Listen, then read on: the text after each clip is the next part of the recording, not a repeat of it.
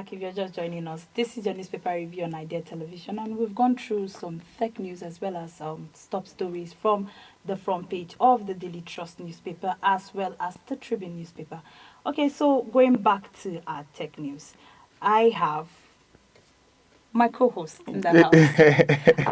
Yes, are you? Morning to you too. Good morning to you. How are you doing? How's Very your well, night? thank you. I hope it wasn't stressful. Well, But we're looking into our tech news. So we looked at the tech news of Mercedes-Benz GLC launching their first EV to challenge the BMW iX3. That Mercedes-Benz has organized and created a new electrical car. But now this is the beautiful thing about this particular creation. The fact that they do not use fuel. So will I say air as well as the reliance that we had particular now there's safety car that will also help. And it's more affordable because you're in your house as well. Use your and exactly. all of that. It's amazing. Like I'm one that preach things like this, innovations like this. It just switch into something that is more safe for our environment. Try to save our environment. We've done so much harm for our environment. Are benefiting so much, so we should not be harming our environment. But it is really nice to see a development like this and affordability of vehicles like this. Africa, where we need it most, because electric vehicles are quite on the very expensive side. I'm talking they are skyrocket, like probably like times 2, times 3 of what a regular vehicle costs. So if we should look at ways to also mitigate all of these things, and I mean, this year is an African year, as we have seen so much of things as regards trade. So I don't know if there's a deal as regards electric vehicle yet in Africa, but it's an amazing thing to see, and hopefully in the coming days we see. I mean, we have car builders here as well, here in Nigeria, car brands in Nigeria. So if you should, probably in the next few days, I think they already have an electric vehicle. Yes. But the question still remains affordability of all of these vehicles. We need more EV vehicles on our roads here in Nigeria. No, I know that it's not as much as affordable for let's say the lower class, but it is affordable to an extent. I think they have an electric tricycle, and I've seen it, and I've seen the efficiency of that. Now, I rose a question before you came in that what happens when the battery dies? Now, for journeys that are quite lengthy, Yes. what happens? Is it that we carry an extra charging form or an extra battery to actually be put in when that one dies? Well, I guess in places like I think China and also Japan, they have outlets that you could charge your EV even while traveling, especially when you're traveling for long distance. I think some parts of the US as well have some stations where you could go and charge your vehicle and also continue. It's more like you are refueling your car, basically. You're just giving your car more just for the road and all of that. But it's still in development. In fact, they are even talked as regards coating our roads with the EV vehicle even on the road. So I mean, if that is possible, man, it's going to be so much. Like I So mean, much on the mirror. I We have to I, just start changing our roads. no, I know it's going to be a gradual process, Of and course. it's still in development. So I'm not sure it's out yet for you. It's still in development, and there are still talks around it. So once that innovation comes, I feel like there's no other option but going the new road, which is with the aim of charging our electric vehicles. Well, let's see how all of this thing So plays that out. means even our road and transportation itself has walked into the tech world. Yeah, like that's the thing about innovation and also tech. Things are changing so fast and things are happening so fast, and people are thinking. So I mean, Of why course. not? Okay, so the next tech news we looked at was the Chinese robotic that Auto3 has brought out, or will I say, has invented or planning to still in consideration and all of that. Now, the beautiful thing about I love the fact that it can do everything It can work with you at the office. It can help you with house appliances. It can also be trained for security and surveillance, as well as help to carry out chores, sing for you, entertain you. It's a beautiful thing that see that one bot can do a lot of things, and according to its programming, it's a beautiful thing, like I've said. But I always raise that question of, do we walk into a world that bots start taking our jobs? Not our jobs, their jobs, because at this point, I don't know if they've made anyone to take up presenting Well, work and all of that. Well, I think there is no bot that can take anybody's job at the moment, because I do understand that the price of this particular bot is around over, I think, 278 million yuan or so thereabout. That's about 2,000 yuan. So like it's a whole lot. So I think employers would rather pay somebody than spending that much on a particular bot that most likely will need servicing and things like that and all of that. But well, it's amazing to see innovations. It's also an innovation, and again, it's bringing, there are actually some slippery slopes as around this, because it's more or less like we are wearing out human interaction, and that's one of the things we're trying to get back to the table at the moment. I mean, we talk about how families today would be around the table, on the dining table, and they're all pressing their phones. How even when you are carpooling, if you're not the one driving, you're on your phone. So it's a whole lot of talks as regards we need more human interaction than robotic interaction, AI interaction. I mean, there's some people that have more conversations, personal conversation with AI than they have with their next door neighbor. Some people don't, I mean, like, I do not even know my next door neighbor. I'm not sure we've spoken for more than 1 minute or thereabout. So I'm not sure I even know his name himself, but he knows my name. And that's how reduced human interaction has brought us. But before now, usually you know your neighbor's name, you know who's next to you, you know what they like and all of that, because you are forced to have conversations with them. But now, because of our smartphones that we carry all around us, we have lost that line of thought basically, and we love touch with society exactly. Okay. The reason why I went to look at it is because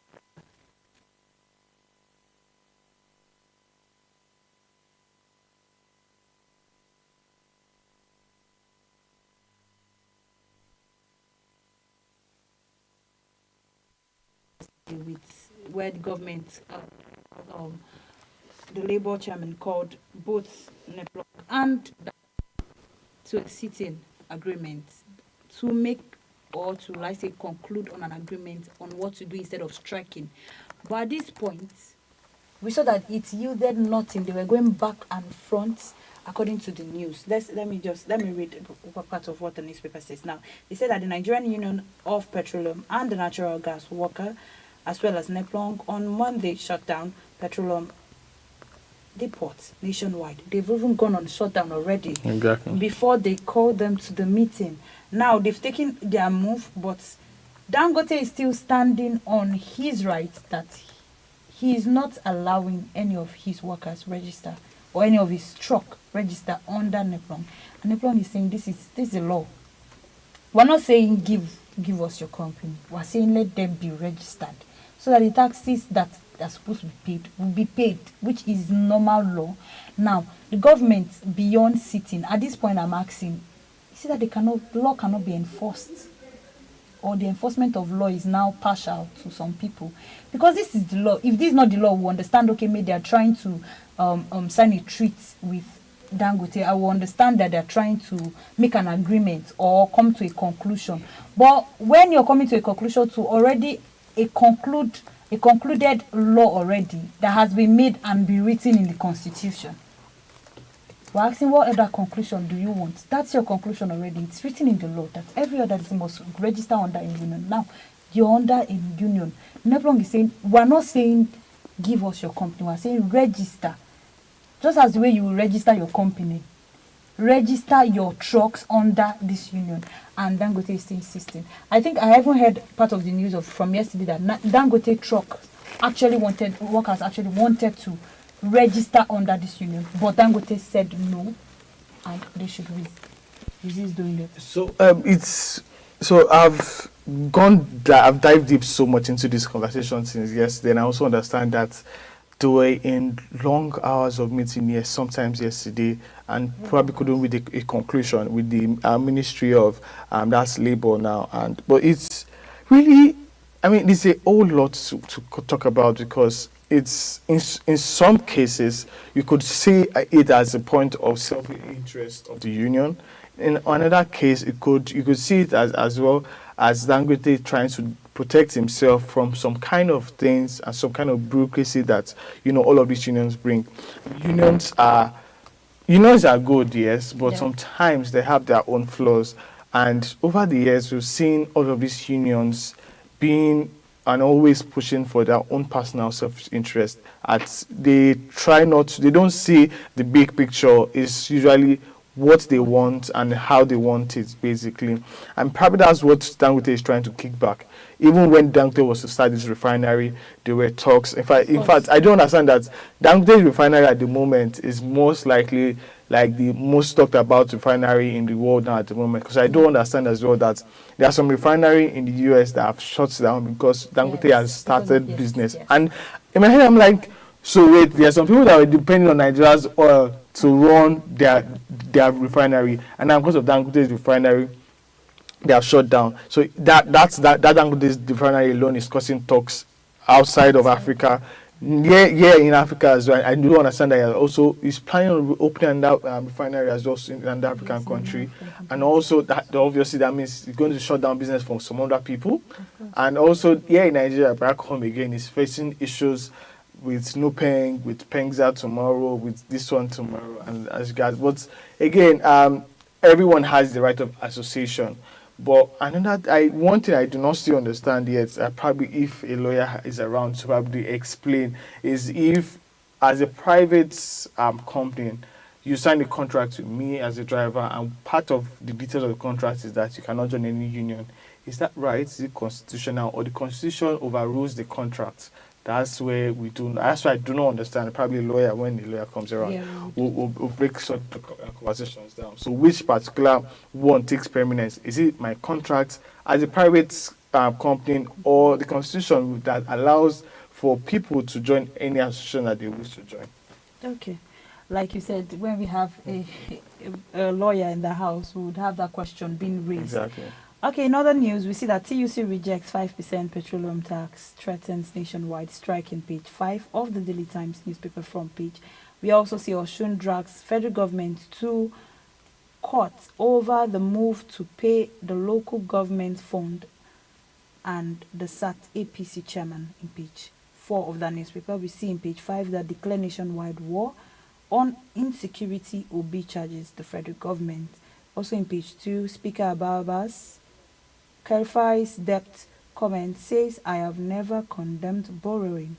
In page 5, we see the federal government begins distribution of 2.9 billion naira fee maternal and national care items. We also see in page 2 the presidency discharges Tinubu aside Umonubo.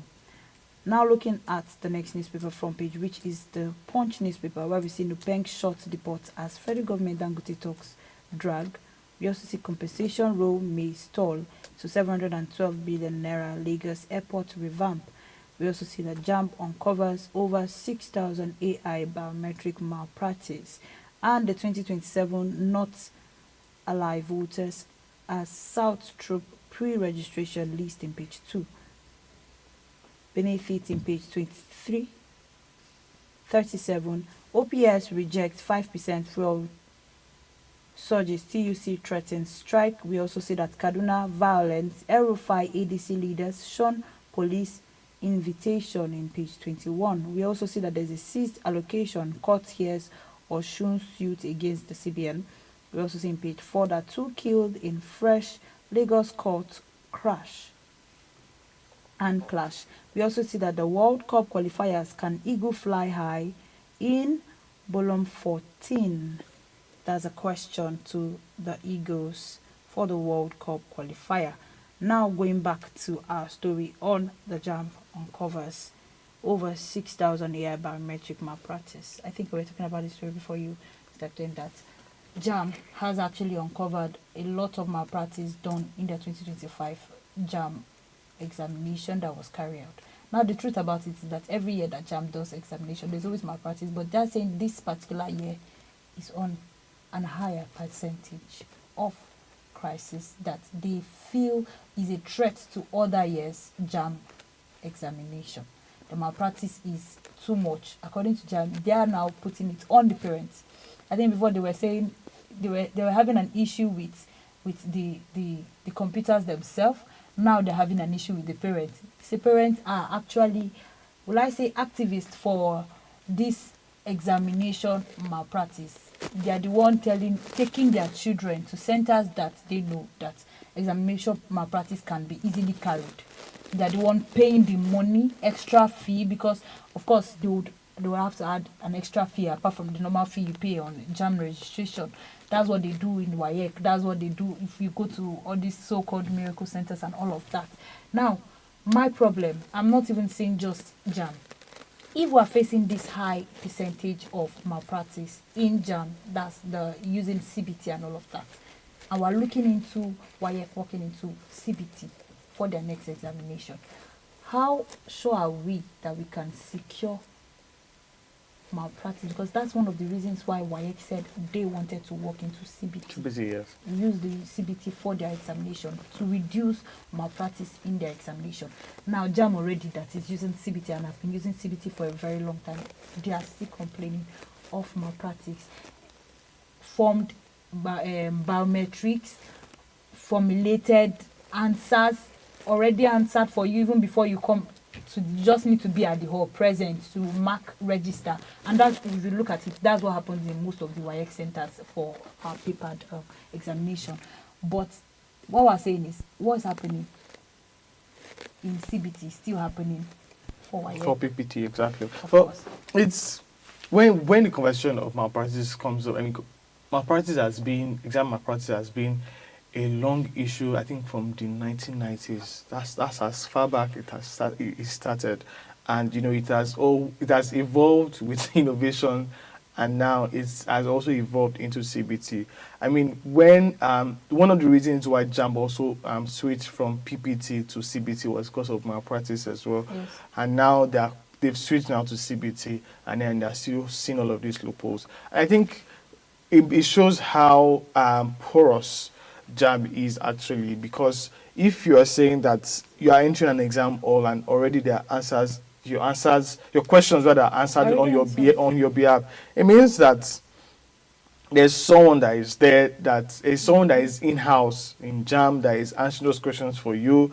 If there's someone that is manipulating your scores behind at the back end, and if there is no someone, hypothetically, it means that the cybersecurity of JAMB is very, very porous, meaning that anybody can enter and do whatever they like and change the scores and things like that. So meaning that they have to invest so much in cybersecurity and ensure that their system is very secure. In fact, their system should be one of the most secure systems, maybe as close as the Pentagon. It should be like that. But it's so for WAEC now, I know WAEC is coming on board 2026 with their own new reforms, talking about how to have likely centers as well, just like how JAMB has.